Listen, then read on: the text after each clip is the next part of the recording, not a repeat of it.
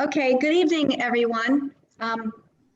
Thank you for attending our Homedale Board of Education information meeting with the current interim superintendent, Dr. Lee Seitz. Want to say thank you very much to him for coming to our meeting. I'm Karen Strickland. I share the presidency of Citizens for Informed Land Use, or CILU, with Regina Criscione, who is participating from home to allow more parents to join us. Regina and I work closely together to promote the mission of CILU. On the call with me are Scott Goldstein, who will record the meeting and upload it to CILU Homedale YouTube channel, where you may rewatch the event. RG Malonis is here to back me up on technical issues. Thank you both. And at some point you can take off your video. On the call, also thank you to the Board of Education President Vicki Flynn and Vice President Mike Sacco for helping with the logistics of making this evening possible. CILU is a nonpartisan grassroots Homedale group that has been working since 1998 to promote our open space and natural resources.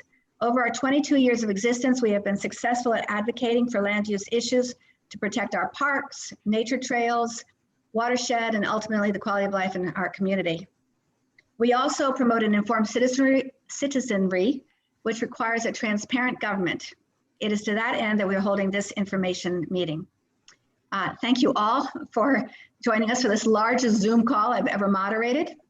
Dr. Seitz will speak for about 20 minutes on the issues confronting our schools, and then we will allow for questions and answers. At the bottom of your screen is a Q&A button. Click on that and type your question into the box. We should see it, and I will read out to Dr. Seitz the question for him to answer. Afterwards, you may want to contact the Board of Education directly if your question is not adequately addressed here tonight due to time constraints. So I recently realized it is difficult to learn what is going on in the school district when all of one's children have graduated, from me, or if someone is not involved in the school district yet or never has had children involved here. Yet as a community, we are all invested in the success of our schools. To learn about this success is why CILU greatly appreciates Dr. Seitz taking his very valuable time to bring us up to date on the 2020 referendum, school reopening during COVID, and the budget implications. Dr. Seitz has had an impressive career in education. He just began working here in Homedale this July 1 as our interim superintendent. Previously, he had served as superintendent in Woodbridge, in Huntington Central Regional High School, and in Parsippany Troy Hill Schools. And then he worked in various interim superintendent positions. Dr. Seitz has experience implementing technology into district instructional and administrative programs, expanding and refining instructional programs, addressing overcrowding, and raising student achievement. Homedale is fortunate to have such an experienced leader taking us through this turbulent time. So Dr. Seitz, if you would like to begin, thank you very much for coming here. Thank you, Karen. And thank you for inviting me to share information with members of our community. I would add that all the information I present this evening is available on the district's website, whether it be the referendum or our plans to address COVID-19 as we reopen the schools. Last week at our board meeting, I presented a PowerPoint presentation. It's quite long, contains a lot of information, and again, that is posted on our website. And please feel free to go there. You will find a lot of information. In addition to the PowerPoint, you'll find a 90-page restart plan that we submitted to the state for approval. And you will also find an executive summary of that report, which contains a lot of information that should answer many of your questions. I do want to emphasize that when it comes to the restart plan, it is a organic document that is really a framework for us to use in working with our teachers to develop the instructional program, whether it's in the hybrid model or the full virtual model. I'd like to start, and I'll come back to the referendum and its budget impact a little later, but in my opinion, and probably the opinion of all of our parents and community members who either have students in school or friends with students in our school system or are related to students in our school system, certainly believe that COVID-19 is certainly unprecedented and continues to present many, many challenges to Homedale as well as other schools in the state and across the nation, literally around the world. I've only been here for about 5 weeks now, and I'd done some research prior to arriving here, and I've worked in education my entire life, and I have over 25 years experience as a superintendent. So when I arrived, I had a good sense of the Homedale district, and it confirmed what I had read and heard about. This is an exceptional district with very high student achievement and extremely well run, whether it be the Board of Eds, the business administrator, administrators, supervisors, teachers, support staff. They're doing an excellent job in providing a high quality education to each and every student, meeting their needs as they identify them. So you really need to be proud of the school system that you've built over the last 20 or 30 years. It really is quite strong, and very, very impressive. Now, as we prepare to open, again, I think it's important that I give you the time frame. In March, the districts were told they had to go on full virtual for about 2 weeks. That turned into the balance of the school year. And on about June 29th, I believe it was, the governor announced that we had to have in-person instruction in September. That literally gave us 2 months to prepare for an in-person program that none of us had ever attempted, none of us have ever experienced in the conditions that we're in right now. So it's quite a daunting task. But I have to tell you, the principals, the administrators, supervisors, the Board of Education, and the teachers really stepped up. And over the course of the next 30 days, we put together our plan. I emphasize it's a framework, it's evolving, and it will continue to evolve as we go through the school year. Our plan is designed to last an entire school year if that proves to be necessary. And right now, I think it may be. So as we're putting all our time and energy into developing this in-person program, about a week ago, to everyone's surprise, the governor gave us another directive, and that is to have a virtual plan in place as well. So now we're struggling a little bit to make sure that we have a strong virtual plan in place to meet the needs of our students and program that can be supported by our teachers, our administrators, and most importantly, the parents of those students, because a virtual plan only works when we have a partnership involving the student's parents, and the teacher. So that's what we've been working on literally 24 hours a day, 7 days a week. The executive summary, I think, is probably the first thing you should look at when you go to our website to learn about the plan and the things we're doing. And again, a lot of what I'm going to say now has been was presented last week. Because of the district being so well run, the district is able to implement some significant safety measures to ensure the health, safety, and welfare of all students and all staff members. And there is a link within the executive summary that takes you to that page where you can see exactly what we've done. I will refer to it a little later on in our discussion if necessary. But again, we're doing all the things that the CDC and the state of New Jersey's Department of Health have recommended.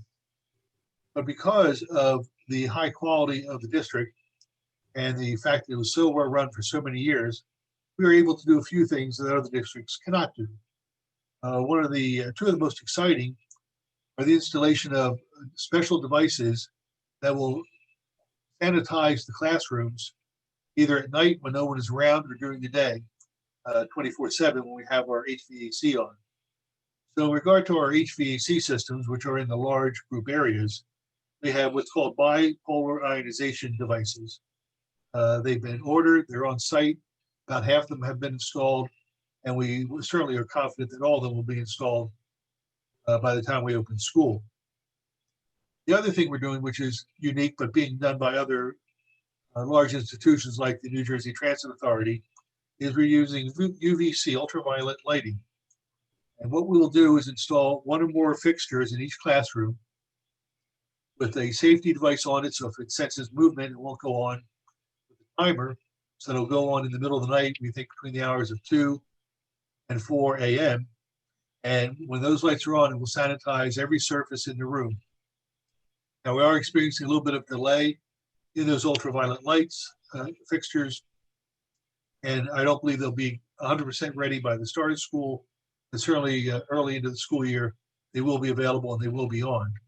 In addition, we're doing all the other things. We're putting in all types of signage. We're putting in enhanced cleaning procedures. We're putting in machines so people can clean their hands periodically throughout the day.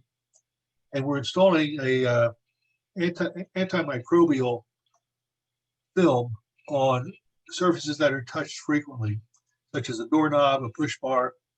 And this is a film that when you touch it, actually sanitizes your hand. So that's been installed and a lot of the schools are ready. We'll continue to do that.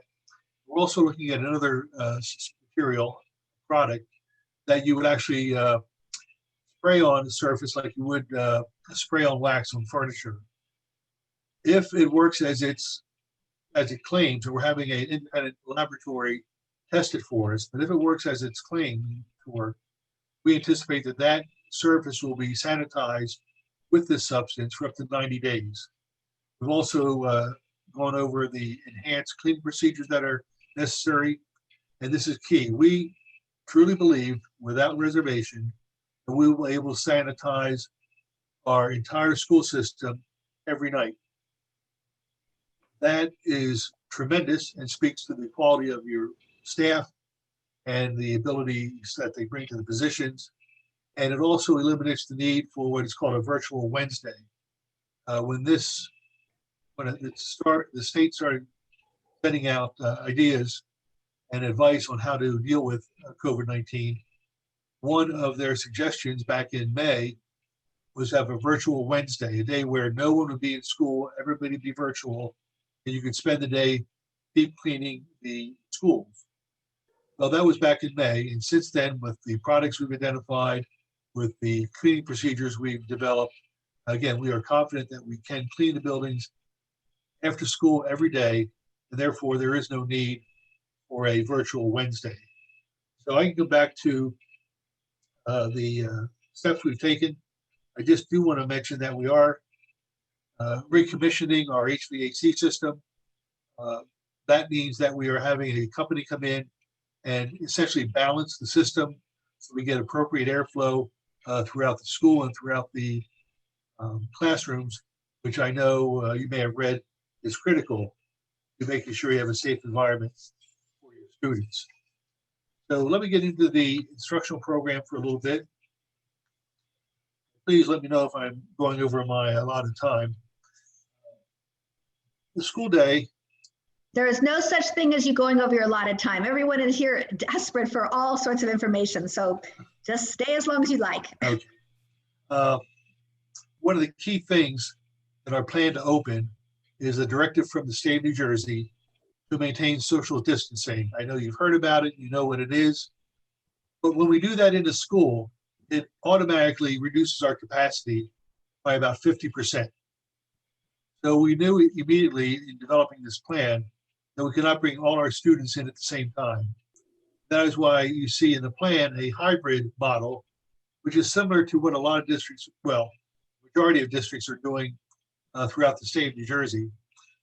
So we can bring half the students in one day, half the students in another day.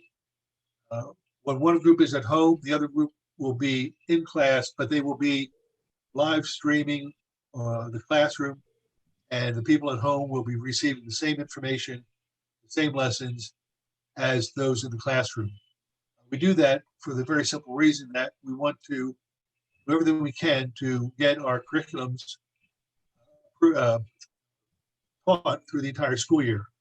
We cannot have students only go 50% of the time and expect them to learn 100% of the curriculum. So by doing it this way, we think we can get through the majority of the curriculum, but I'm not going to sit here and tell you that a 4-hour school day is equivalent to a full day under the traditional model. It's just impossible. But by doing it the way we're doing it, we feel we can get a lot of the curriculum achieved. Now, it is a 4-hour day, and depending on the level, the class period will last different times. For example, at the high school, they want a 1-hour lesson. At the elementary school, obviously, it's less than that, and it will vary based on the content area of the subjects that they're teaching. We expect each classroom, whether it be hybrid or even virtual, to have the assignments and resources posted on Google Classroom. We expect there'll be nightly homework for all students. That may include the viewing of a video, a screencast prepared by teachers, or some type of activity, assignment, writing assignment, or research that they're expected to do. When they come in the next day, or when they log in the next day, they have a sense of the content that the teacher will be going over. We expect that introduction, then we have an introduction. There'll be a live stream to both virtual students and those in class. We anticipate that lasts about 10 to 15 minutes. Again, that will be a way for the teacher to connect with all students. It'll be a way for the teacher to take attendance, which will be done every period of the day. And the teacher will be able to give the kids a get started activity as he or she is going through the process of taking attendance and touching base with kids as necessary. Then at that point, a variety of things can occur. The teacher can continue live streaming the lesson and do a demonstration or present a lecture or a variety of things. Or the teacher could give the at-home kids an assignment that they are to work on while the teacher works with students that are in the classroom. We expect at the end of the class period, the teacher will bring both groups back together, do some type of summary, some type of checking for understanding, set the homework expectation for the evening, and that will conclude the class.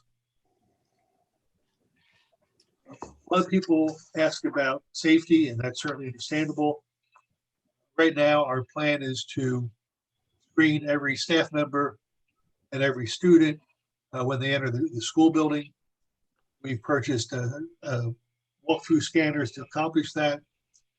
However, we also are looking at these new apps that are just starting to hit the market that use some type of smartphone where the parents can, I guess, as I understand it, take the student's temperature at home and have that information sent directly to the school district, child's school, so we can verify whether or not they have a temperature. Anyone with a temperature of 100.4 or greater will be at school, will be immediately isolated in special rooms. They will be given a little bit of time to calm down, cool down.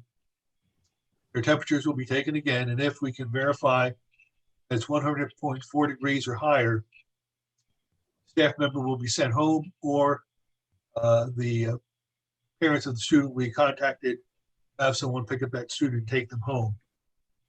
This leads me to what happens if we have a case in our schools. I think many of you know we had one incident with a basketball team this summer during summer workouts, and one of our students did test positive. As a result, that student plus the other players plus the 2 coaches had to self-quarantine for 14 days. When that time was up, they had to submit the medical note that indicated that they were symptom-free and they were permitted to go back to school. That is the process we would follow with individual students. However, if we have someone who has COVID-19 or tests positive for COVID-19 in the school, obviously we would be forced to follow the Department of Health guidelines, which right now would be that we quarantine those students and staff members who were exposed at close contact with the individual who tested positive, which means literally an entire class could be self-quarantined for 14 days at home, that a teacher at the high school who teaches multiple classes could theoretically result in 4 or 5 classes of students, so 75 to 100 students being told to go self-quarantine.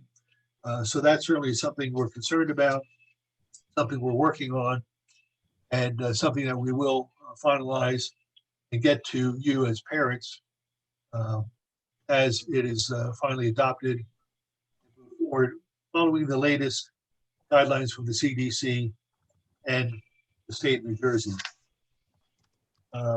Special ed students, depending on their IEP, will be in up to 5 days a week on a 4-hour day. And again, that is driven by their IEP, and supplemental services will be provided to those students. Busing is always an issue, a concern, legitimate concern. And what we are doing, again, is following the guidelines. Buses will be cleaned at the end of a run, after each run, and at the end of the day. Because we're bringing in half our students and running all of our buses, the bus loads will be cut in half at the very least. We will, when possible, put one student in a seat, and we will put no one behind the bus driver. That seat will be empty as well. As I said earlier, all masks are required at all times. So the students will be wearing masks as well as the driver. And we haven't decided as to whether or not we need a monitor on the bus. But if we do, obviously, the monitor would be wearing a mask as well. That's how we would take care of the transportation.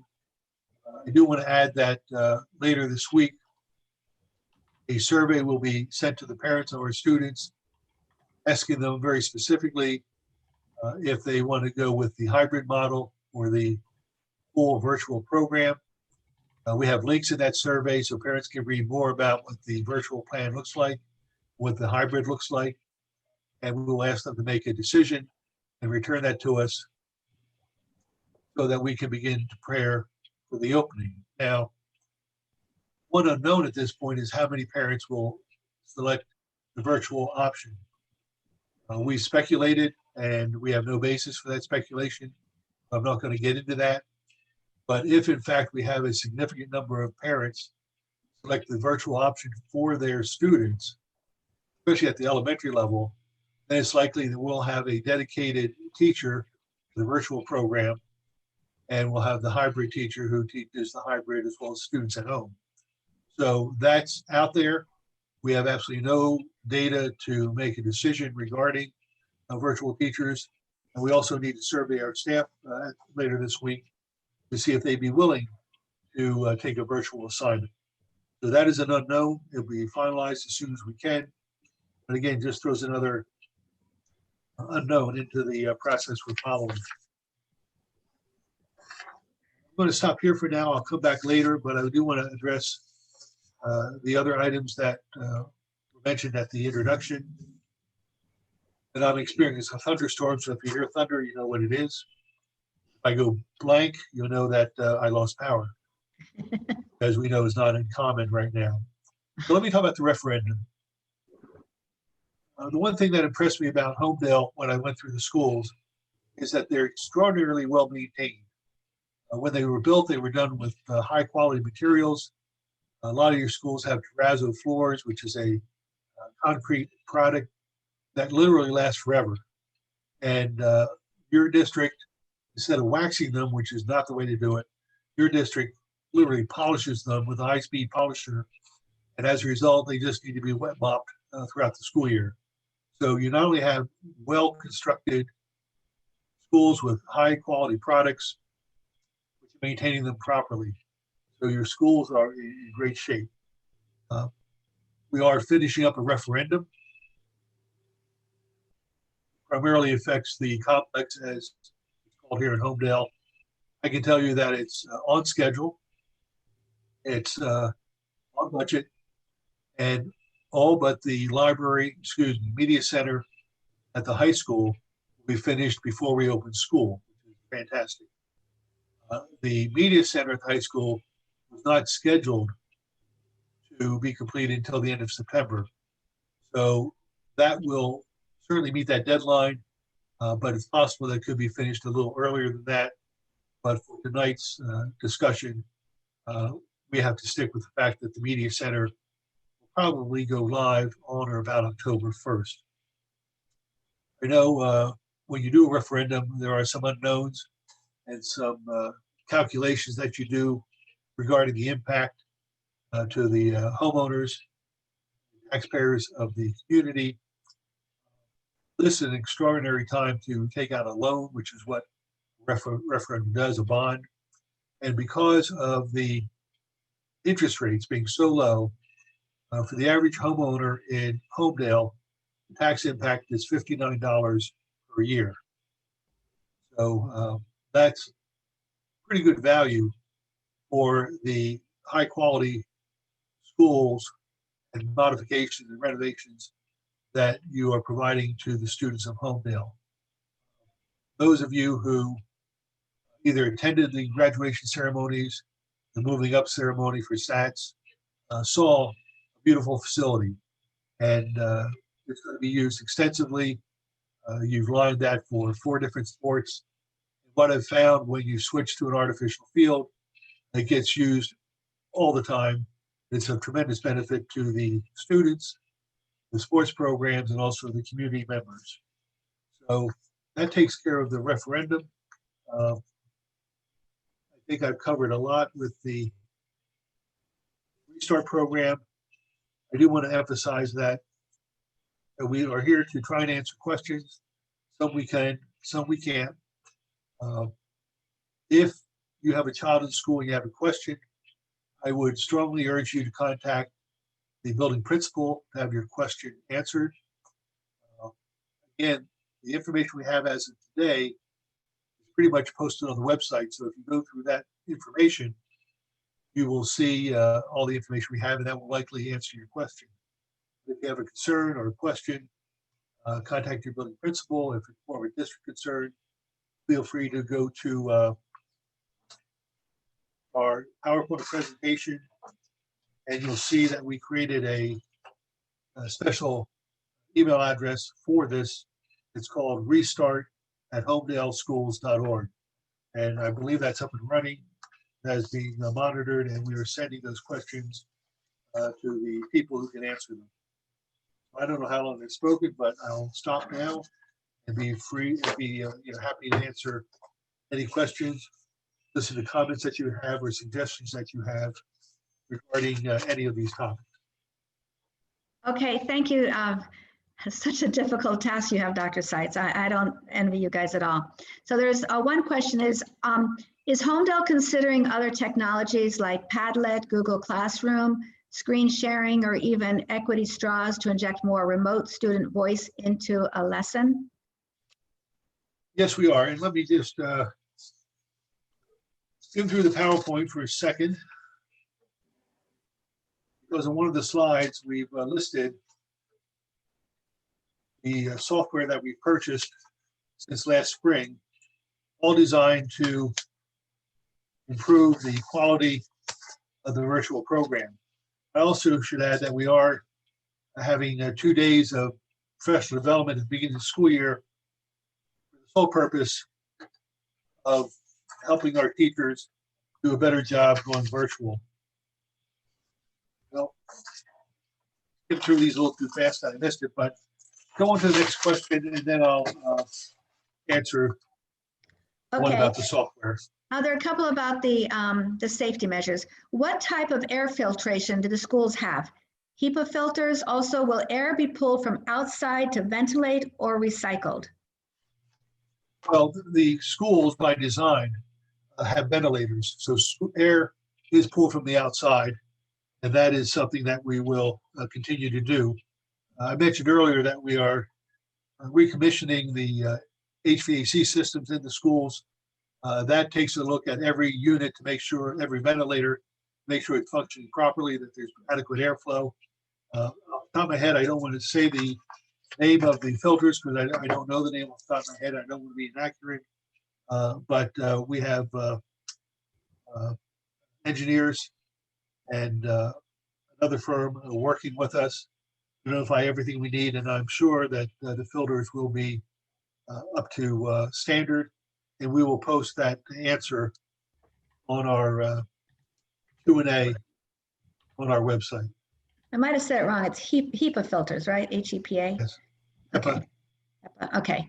All right. And also, here's another one. Regarding the UVC, it might be good to have a protocol in place in case of them accidentally going off while there are students in the class, i.e. malfunction, as UVC light is very harmful to people.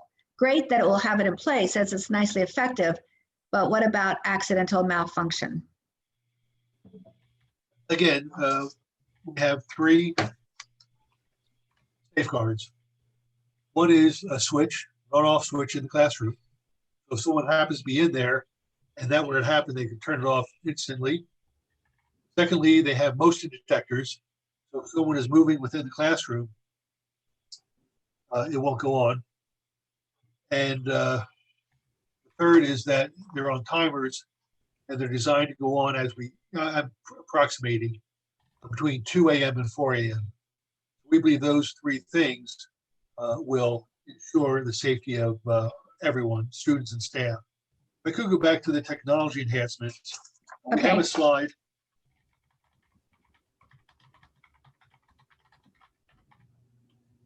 There's about 30 different enhancements that we've purchased and we'll be implementing.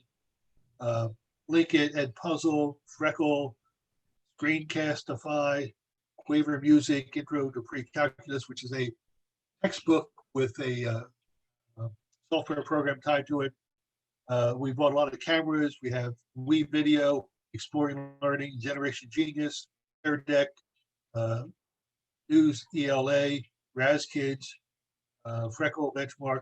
So we have a lot of these already in place, and we will be purchasing more as the teachers identify and supervisors identify software programs that will be helpful to them. We also purchased a new camera for each teacher, instead of relying on the Chromebook camera.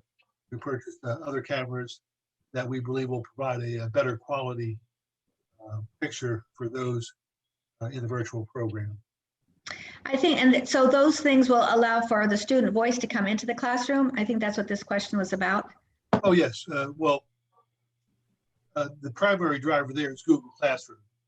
That provides for 2-way communication. Okay, good. So continuing on to the safety, will students and teachers, staff have to provide their own PPE, or do they need to, okay, so I guess is the school district providing PPE, or do people have to bring their own?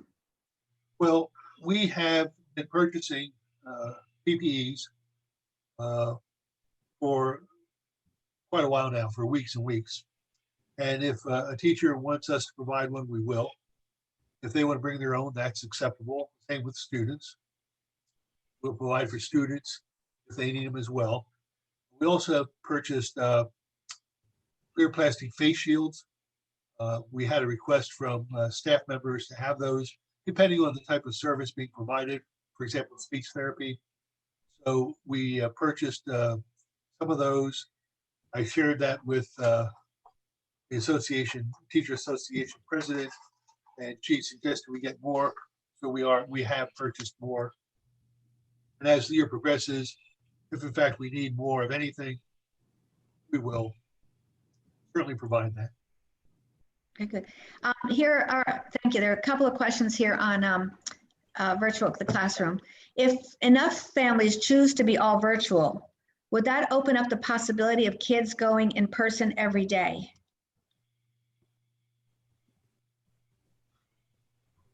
If enough families choose to be all virtual, would that open up the possibility of kids going in person every day? I'm a little reluctant to make that kind of commitment or statement because we don't know. But I will tell you that we are monitoring the situation, and we are committed that if we get enough students going virtual, we can provide, for example, a 3rd grade teacher to teach a virtual 3rd grade class. We will do that. To get to that level where we could bring in students every day, we'd have to have at least 50% of the students be virtual. If that were to occur, yes, we bring them in. But again, I don't want anybody to count on that. I don't want it to be a commitment on part of the district. Someone asked the question, I answered the question. But obviously, we're acutely aware of that scenario. The other things we're doing is between now and when we open, and even after we open, we're looking at a way to provide the students with some type of lunch in a safe environment. If we are able to do that, that then opens the door to a longer school day. So that's another possibility as well.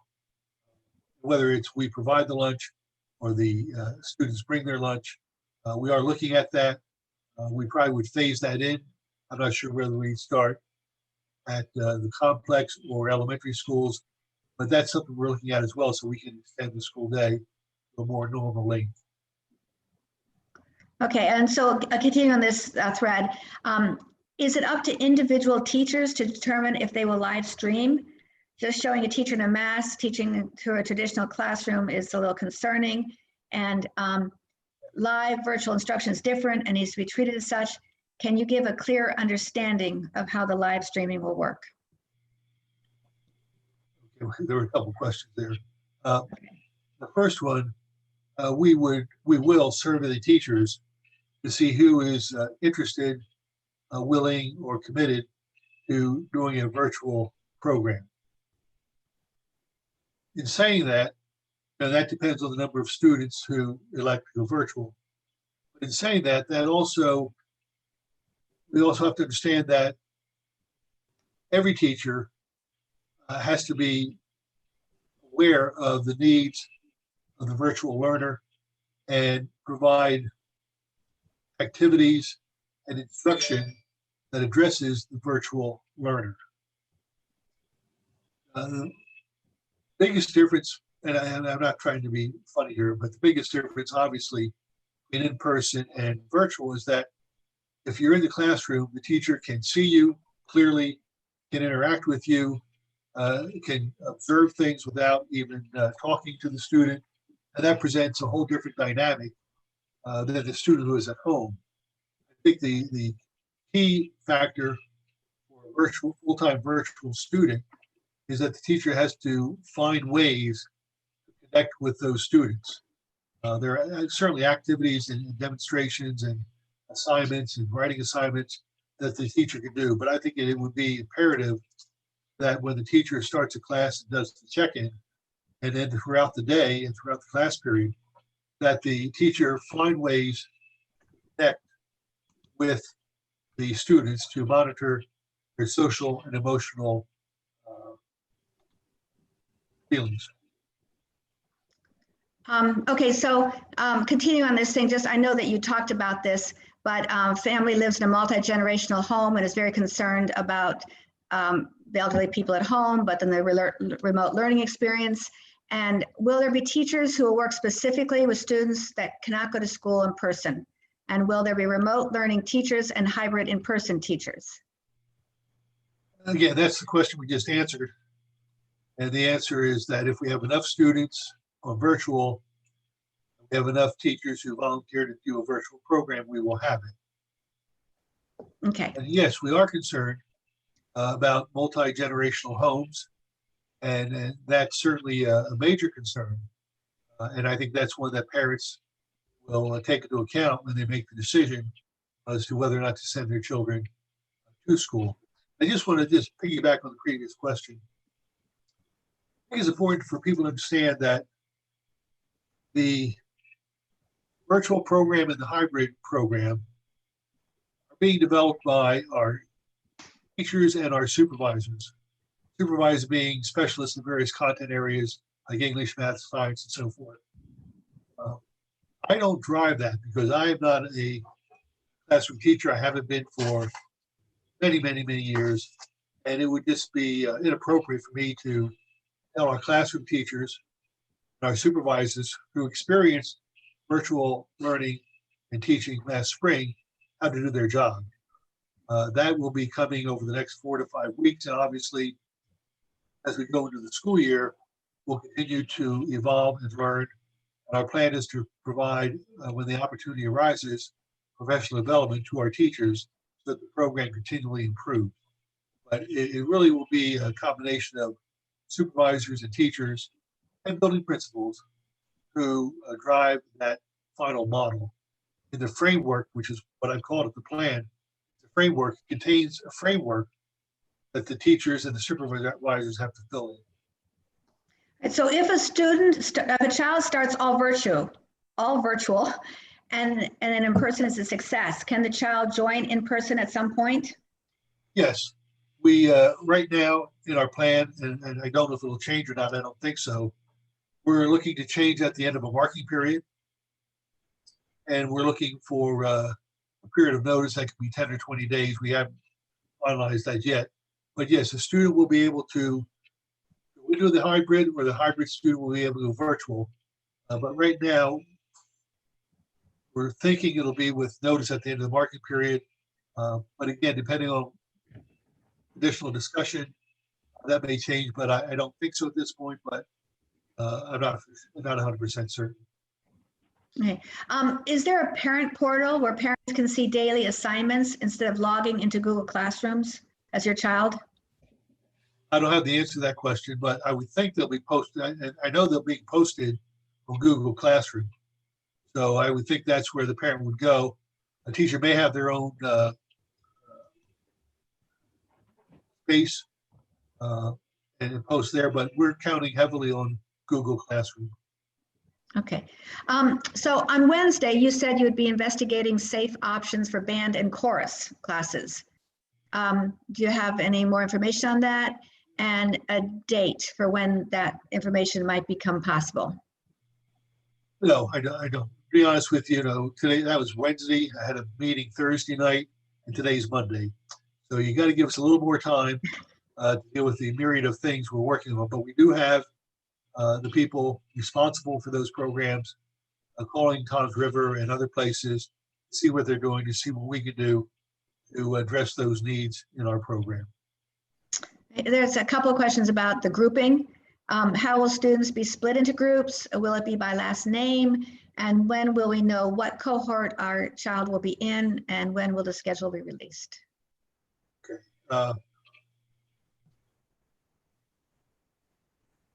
The initial thought was to look at each classroom, but with siblings, that becomes an issue because we want to keep siblings going to school on the same days. So now we're looking at somehow splitting the alphabet and making adjustments to meet the students' needs and the needs of the family. And when I say that, I mean the siblings.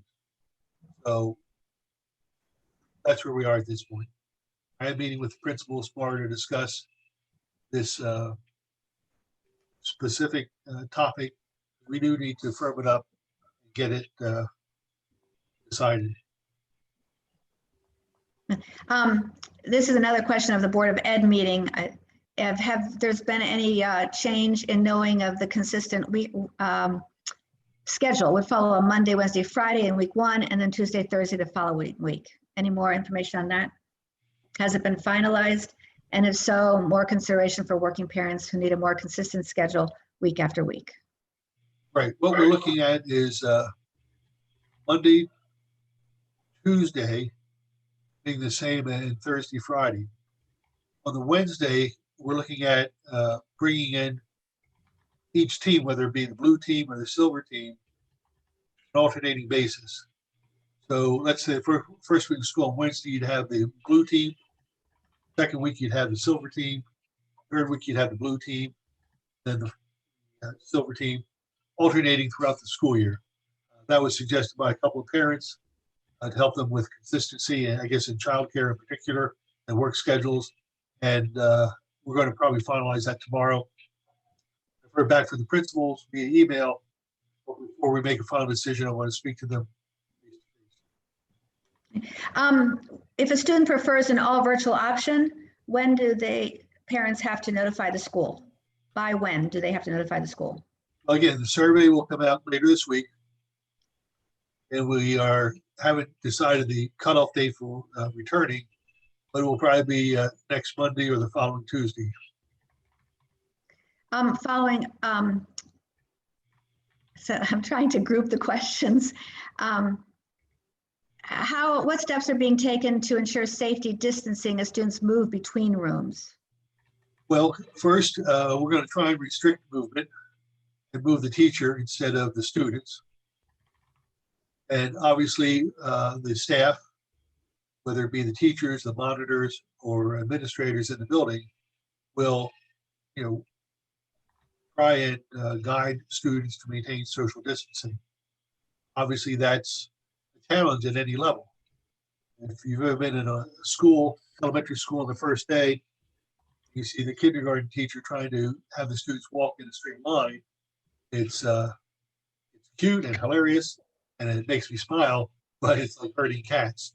So yeah, we're going to try and we'll do our best. One thing that is helpful to know is that when they have the mask on, social distancing is a little less significant. Still something we have to do, but that mask is really critical. So our first priority will be to make sure that every student and staff member has a mask on properly, and then we'll do our best to keep them 6 feet apart when they're moving. I see it as a real challenge at the high school because we can't move a teacher because the child's English class may not be the same group of students for their math class. So that's going to be a challenge. We're looking at staggering the passing time so that only some of the kids are in the hallway at a given moment. And we're looking at directional hallways and so forth. The building principals are working on that. And just following up on that a little bit, will the middle school and high school students have any time to interact with each other during the day, or it all be just in classrooms? Like hanging out, place time, I think this question's about. No. Again, I'm trying to think about the question, but they will be in classes the whole day, with the exception of if they have to move to another classroom. So hanging out will be very, very limited. All right, so there are two questions here about hiring extra people or having extra people to facilitate. So one is if dedicated teachers are not assigned to fully virtual, it'd be difficult for teachers to simultaneously teach in person and virtual. So are you looking at team teaching scenarios or teachers' aides to help engage students? And then along that is, will teachers have additional staff members like lunch monitors to help teachers with online learners, such as questions or technical issues they may have?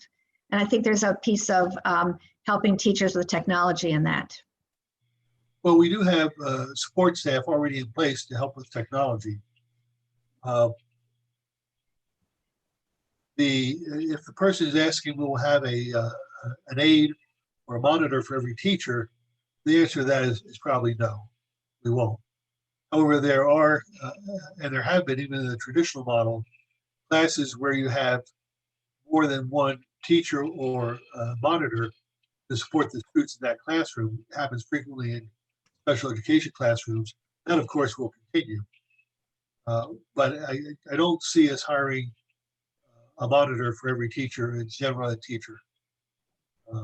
Hopefully, we'll be able to give them more support.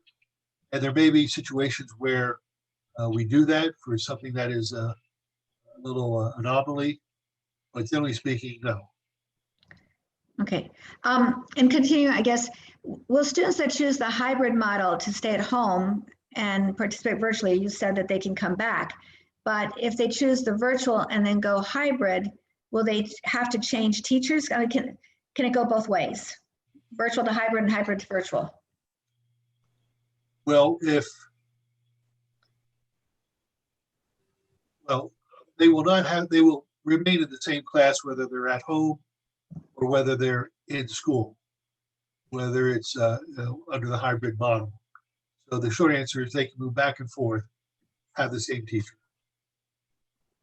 Okay, so substitute teachers. How do you see substitute teachers fitting in remote learning, other?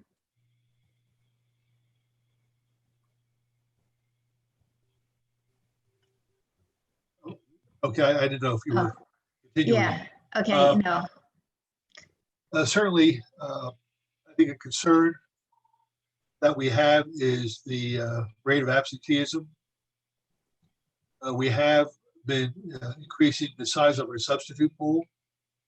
And we actually at the last board meeting, action board meeting, we hired a firm to help provide more substitutes should we need them. But as the person asked that question, getting to the point that will these people be capable of teaching a virtual and hybrid model? And Probably yes. That is very challenging for them to do it. So there are some alternatives we have, but obviously an absent day will more than likely have a substitute in the classroom and activities virtual provided by the teacher who is out. Let's see, if we move, how will the transportation work? Just a general, I know that you said that there would be, all the students would be wearing masks on the bus, and I don't know what else. I can speak to that. Okay. All this information is on the website. Secondly, in addition to the cleaning after each run, in addition to the mask that the driver and the students will be wearing, we will load back to front. So the first person on the bus will go to the back of the bus. Last person on the bus will be in the front of the bus. That's when we're picking up, when we're dropping off. Go from the front of the bus towards the back, taking the kids off, trying to maintain 6-foot spacing and guide them to the temperature scanners, which will be at the entrance to the school. And we're running all of our buses. Even so, on a given day, under the hybrid model, 50% of the students who have been assigned to that bus will not be in school. And again, we are anticipating that some parents will drive their children, so we are not sure what the actual number of students in each bus will be until we actually run it. Again, at that point, if we need to make some adjustments, we certainly can do that. Okay. There are a couple of questions coming on that I know you have already answered, so it will be really good for people to watch the video, the recording of this at Homedale CILU site. There is a concern about lunch and students eating during the day. If students have to leave the house at 8:15 and not going home till 2, lunch needs to be given at a reasonable lunch hour. Right. At this point, we're not comfortable providing lunch, but we will provide the opportunity for a child to have a snack that they bring from home. Will be in the classroom setting. And again, that may change between now when we open in terms of the district providing lunch or having the students bag their lunch. But right now, they will have the opportunity for some type of snack, because we all agree with that person's comment that it is too long to go without eating. Yeah. Here's a different one. Will the teachers be COVID tested regularly? At this point, we have decided that we will not COVID test them, but we will do the temperature checks each day. And the person who asked that question could watch the videos and see all your sanitation things that you said already. If all protocols aren't in place, can we postpone start of school by 1 quarter?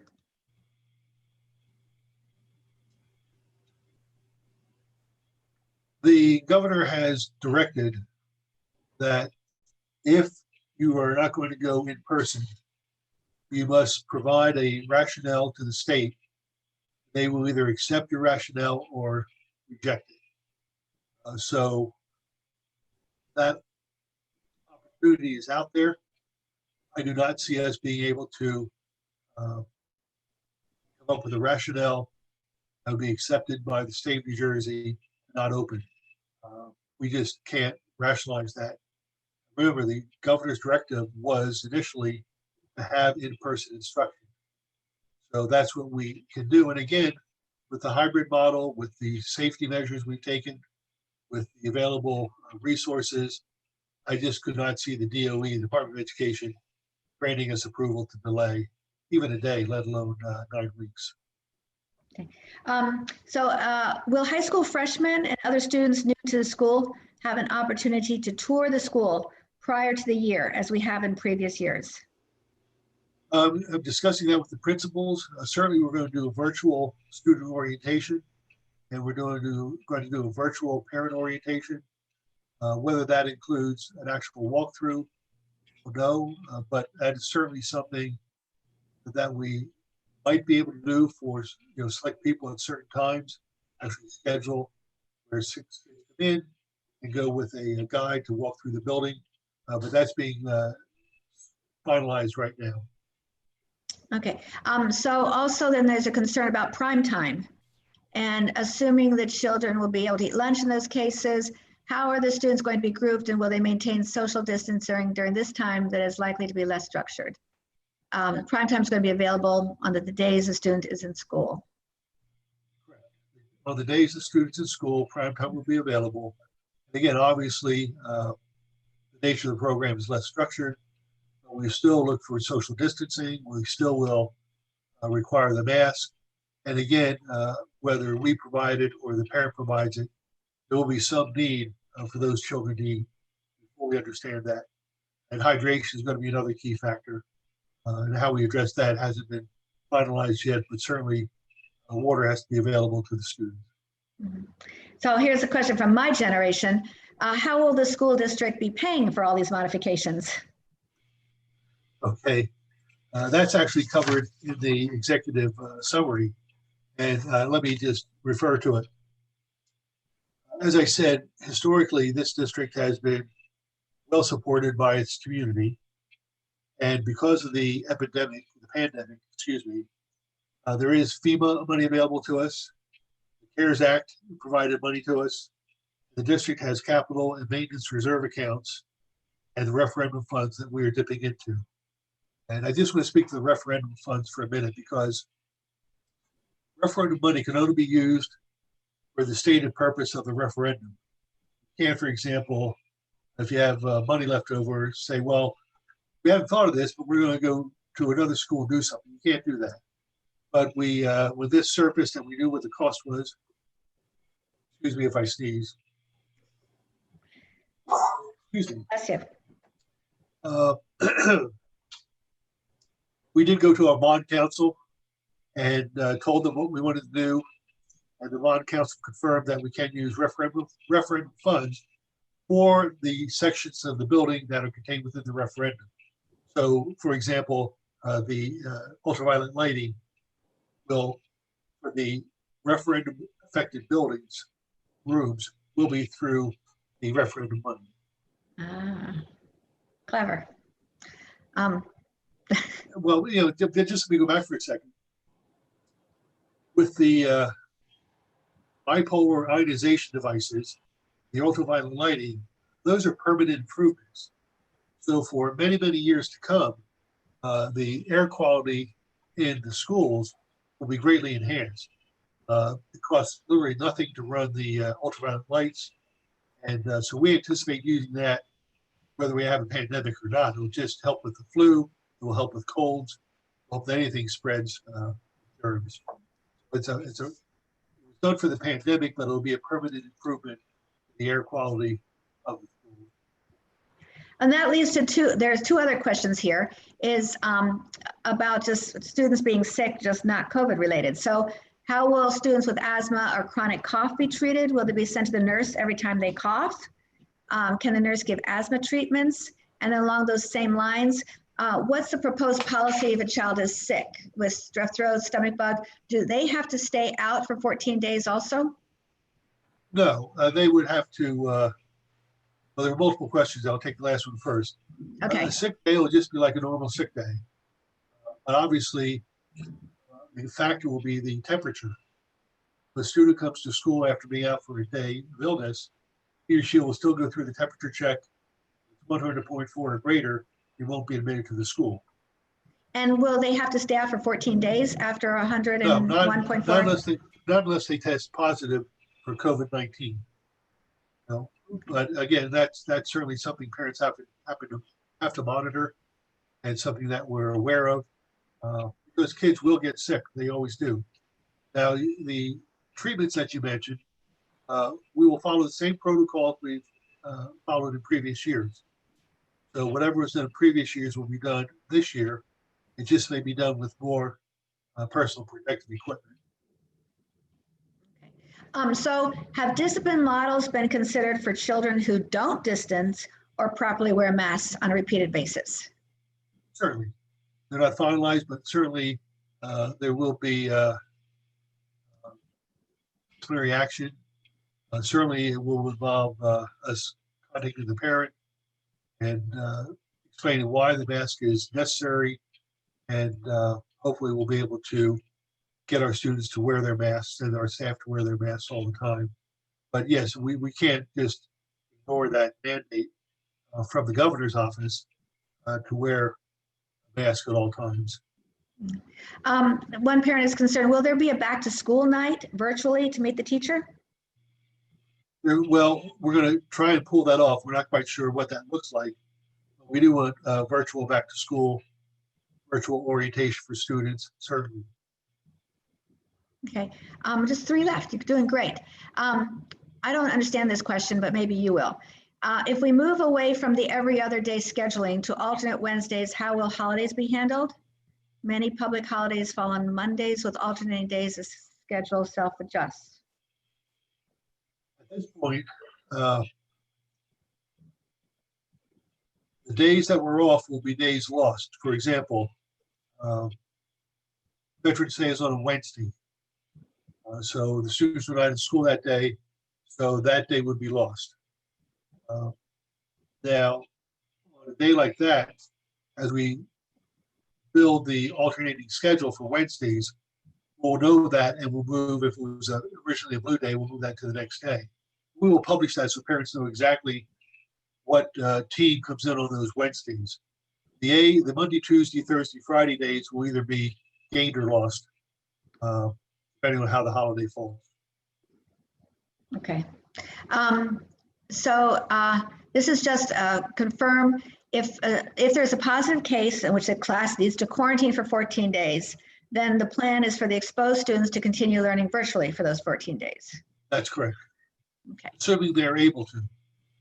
Yeah, if they're, yeah, assuming they're well, right? Is there a level of infection or positive cases at which the district will transition a school to an all virtual mode? If so, what are those criteria? Okay, those criteria will come from the Department of Health. We'll make them aware of whatever situation we have, and they will determine when we go to virtual.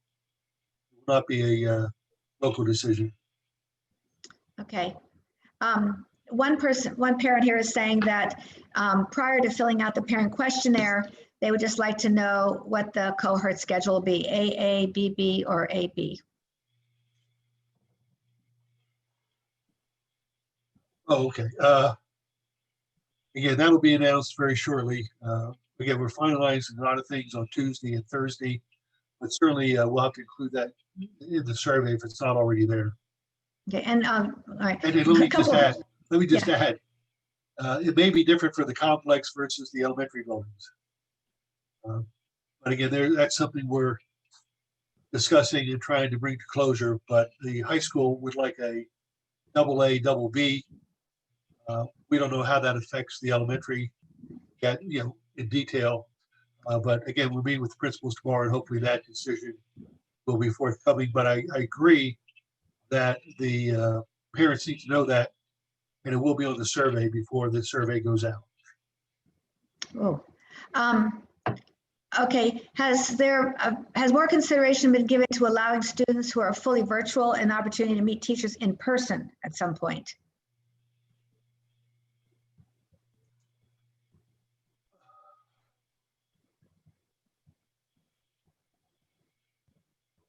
I would think that that's a possibility, depending on the number of requests we have. It's possible that, in my mind, I'm thinking a student, for whatever reason, or his or her parents, want to have a conference with the teacher.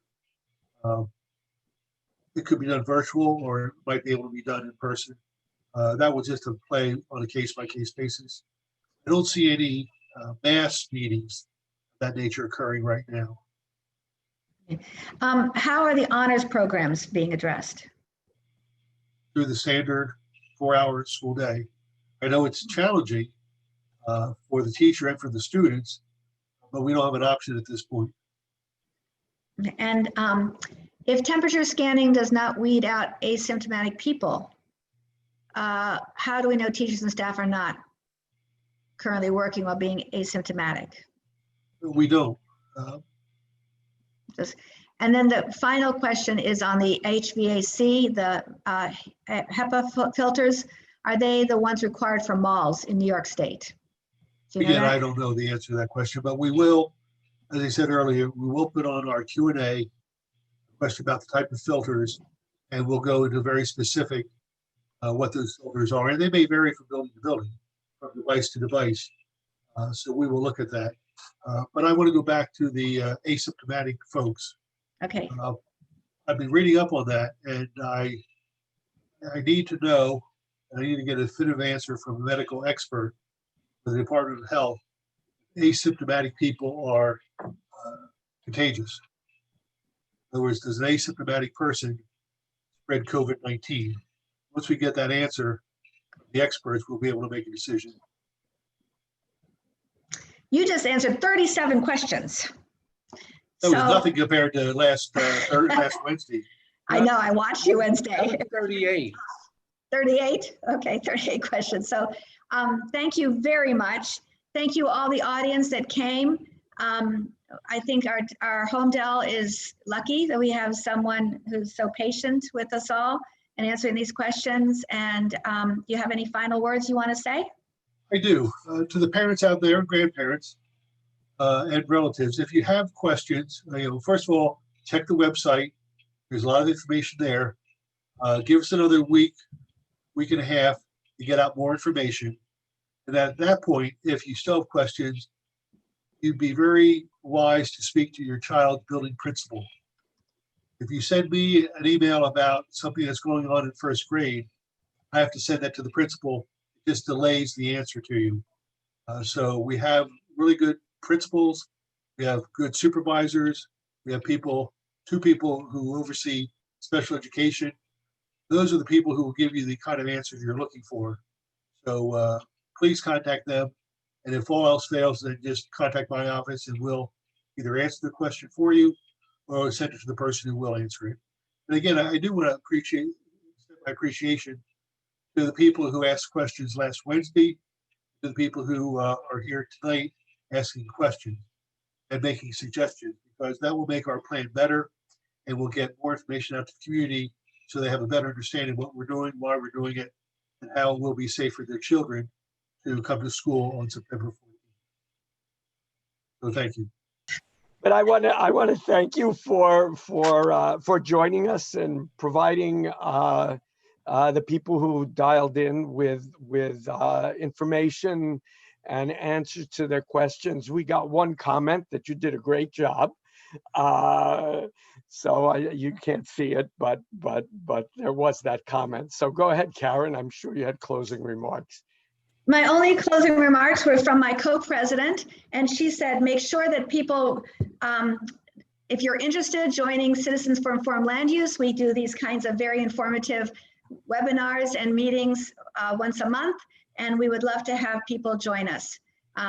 So thank you again, Dr. Seitz. Sorry, but lightning, and then I went out. My pleasure. No problem at all. Okay, thank you. Okay, Thank good night, you. everyone. Good night. Good night, everyone. Thanks for joining.